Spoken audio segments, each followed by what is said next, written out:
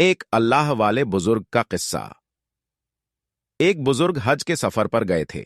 जब वो एक जगह से गुजर रहे थे, उनके हाथ में एक थैला था, उसमें कुछ पैसे थे। अचानक एक चोर उनके हाथ से थैला छीनकर भाग गया।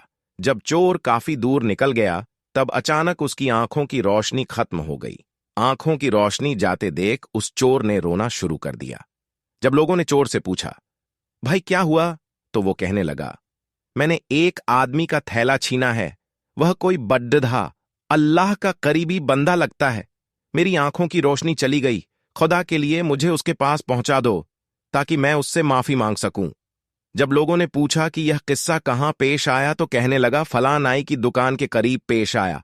लोग उसको उस दुकान पर ले गए और नाई से पूछा कि इस तरह का कोई आदमी यहां से गुजरा है, आप उसे जानते हो?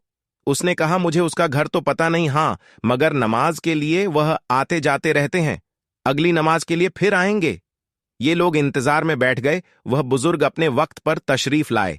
लोग उस चोर को उनके पास ले गए तो उस चोर ने जाकर उनके हाथ पांव पकड़ लिए कि मुझसे गलती हो गई, गुनाह हो गया, नादिम हूं, शर्मिंदा हूं, मेरी आंखों की रोशनी छिन गई। आप अपने पैसे वापस ले लीजिए और मुझे माफ कर दीजिए, ताकि अल्लाह ताला मेरी आंखें ठीक कर दें। वह बुजुर्ग कहने लगे कि मैंने तो तुझे पहले ही माफ कर दिया है। यह सुनकर चोर बड़ा हैरान हुआ।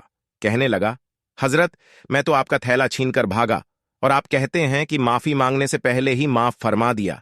वह फरमाने लगे, हां, मेरे दिल में कोई बात आ गई थी।